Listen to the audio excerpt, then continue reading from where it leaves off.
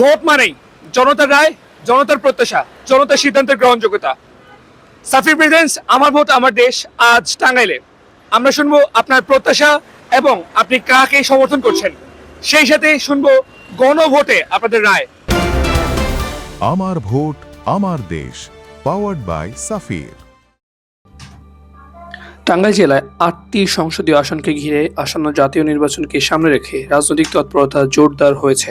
এই জেলার প্রধান সমস্যা হিসেবে উঠে আসছে যমুনা নদীর ভাঙন, বিশেষ করে নাগরপুর ও কালিহাতী অঞ্চলে। প্রতি বছর ভাঙনে বসতভিটা ও ফসলি জমি হারাচ্ছেন হাজারো মানুষ।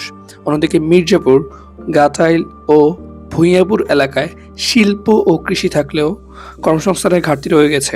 টাঙ্গাইলের সদর ও আশেপাশের এলাকায় যানজট, স্বাস্থ্যসেবা ও শিক্ষা প্রতিষ্ঠানের মান নিয়েও অসন্তোষ রয়েছে। স্থানীয়দের প্রত্যাশা নির্বাচিত জনপ্রতিনিধিরা যেন নদী ভাঙন রোধ, কর্মসংস্থান সৃষ্টি এবং অবকাঠামো উন্নয়নে বাস্তব ভিত্তিক উদ্যোগ নেন। প্রতিশ্রুতি নয়, কার্যকর উন্নয়ন, এটাই এখন টাঙ্গাইলবাসীর মূল দাবি। কাকে সমর্থন করছে জনতা? আসন্ন নির্বাচনে আপনি কোন দলকে সমর্থন করছেন? বিএনপিকে এই নির্বাচনে আপনি কোন দলকে সমর্থন করছেন? আমি সমাধান করছি হলো আওয়ামী লীগ। আমরা সমাধান করছি যে এখন যে বিএনপি দল আসবে, আমরা এই সমর্থন করছি। আমি সাধারণত ছোটবেলা থেকে বিএনপিকে সমর্থন করি, এখনো আমি সমর্থন করি। টাঙ্গাইলে এবার কোন দলকে সমর্থন করছেন? বিএনপি থেকে মোদী সাহেবকে। এখন তো যারা আছে বিএনপি আর জামাতি দুইটাই। আপ্যায়ন নিয়ে ভাবছেন? কর্পোরেট কিংবা যে কোনো বিশেষ অনুষ্ঠানে আমরা আছি আপনার পাশে। বিস্তারিত জানতে হটলাইনে কল করুন। সাফির। বিএনপিকে সমর্থন করি। আচ্ছা, মনোনীত প্রার্থীর কাছে জনতার প্রত্যাশা কি কি? আপনাদের টাঙ্গাইলের জন্য আপনারা কি চাচ্ছেন, যে প্রার্থী আসুক না কেন?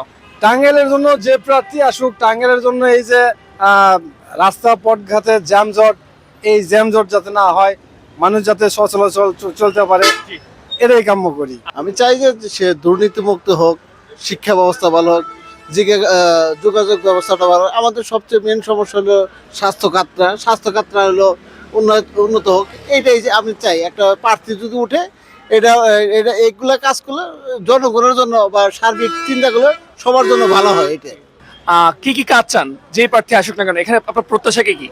শিক্ষা প্রতিষ্ঠানের উন্নয়ন, গরিব শ্রমজীবী যাতে তাদের জন্য যাতে ভালো হয় এটা, তারপরে ভালো রাস্তাঘাটের সংস্কার, এগুলি আর কি। টাঙ্গাইলের জন্য যে ছাত্রছাত্রী এখন লেখাপড়া হয় না, সেরকম এই লেখাপড়া ঠিক মতো করতে হইব, স্কুলে যে লেখাপড়া করতে হইব, স্কুলে লেখাপড়া না করে অটো পাস দেয়, এই সমস্ত চলবে না। আচ্ছা, আর দেশের যে ক্ষয়ক্ষতিগুলো হয়েছে এগুলা মানে যে পুরা করতে হইব। আচ্ছা, আর এই যে এখন সব জিনিসের দাম বেশি বাড়তে, আমরা অটো চালাইয়া এই পয়সাতে আমরা চাল ডাল কিনলে আঙুর টাকা থাকে না, 1 কেজি মাছ কিনবে গেলে 300 টাকা লাগে। সব কিছুর দাম কমাইতে হইব। এখানে যেই প্রার্থী আসুক না কেন আপনি কি কাজ চান টাঙ্গাইলের জন্য? আমাদের রাস্তাঘাট ভালো করবো, কাজ করবো, স্কুল করবো, প্লান শিক্ষিত করবো, লেখাপড়া করাবো, এইটা আমাদের আনন্দ। যেই আসুক না কেন আপনি এই টাঙ্গাইলের জন্য কি কাজ চান? স্কুল হবে, মাদ্রাসা হবে, কলেজ হবে, ভার্সিটি হবে, এগুলাই চাই। এই নির্বাচনে গণভোটে আপনি হ্যাঁর পক্ষে নাকি না এর পক্ষে? এবার যেহেতু গণভোট আছে, আপনি গণভোটে কোন রায়কে আপনি বেছে নিয়েছেন, হ্যাঁ নাকি না? আমরা সাধারণত গণভোট আমরা নাই বেশি পছন্দ করি। অবশ্যই হ্যার পক্ষে, কারণ হ্যাঁ হইলে কি হবে, দেশের সার্বিক অবস্থার জন্য সবচেয়ে ভালো হবে। গণভোট তো এবার আছে, আপনি গণভোটে কি হ্যাঁ পক্ষে নাকি না এর পক্ষে এবার? হ্যার পক্ষে, আমি হ্যার পক্ষে। আর গণভোটে আপনি কি হ্যাঁ পক্ষে নাকি না এর পক্ষে? আমরা হ্যার পক্ষে। আর গণভোটে আপনি কিসের পক্ষে, হ্যাঁ পক্ষে নাকি না এর পক্ষে। আজ দেখলেন টাঙ্গাইল আসনের জনগণের মতামত। পরবর্তীতে দেখা হবে অন্য কোনো জেলায় এই নির্বাচনের পথে। আমার ভোট আমার দেশ, জনতার পাশে, জনতার কণ্ঠে।